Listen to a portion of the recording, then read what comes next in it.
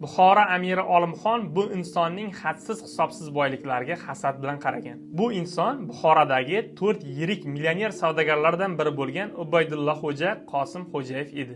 Lekin bugungi mavzu bu inson haqida emas, uning o'g'li Fayzulla Xo'jayev haqida. Otasi o'g'lini o'zi kabi boy savdogarlardan bo'lishni orzu qilar edi. Lekin otasining orzusi amalga oshmadi. Fayzulla Xo'jayev otasi tanlagan yo'ldan bormadi. O'sha davrda Buxoro amirligidagi har qanday ilg'or g'oyalar va islohotlar jaholatga botgan ma'lum bir qatlamlarning qarshiligiga uchrar edi. Mana shunday sharoitda ezilgan jafokash xalqi bilan taqdirni Fayzulla Xo'jayev bog'ladi. U 1913-yildan boshlab jadidchilik harakatiga qo'shilib, so'l qanotga rahbarlik qildi. Otasi vafot etgandan so'ng otasidan qolgan hadsiz boyliklarni maktablar ochish uchun va jadidchilikni qo'llab-quvvatlash uchun ishlatdi. Jadidlar dastlab konstitutsiyaviy monarxiya tuzish uchun, keyinchalik demokratik respublika tuzish uchun kurashdi.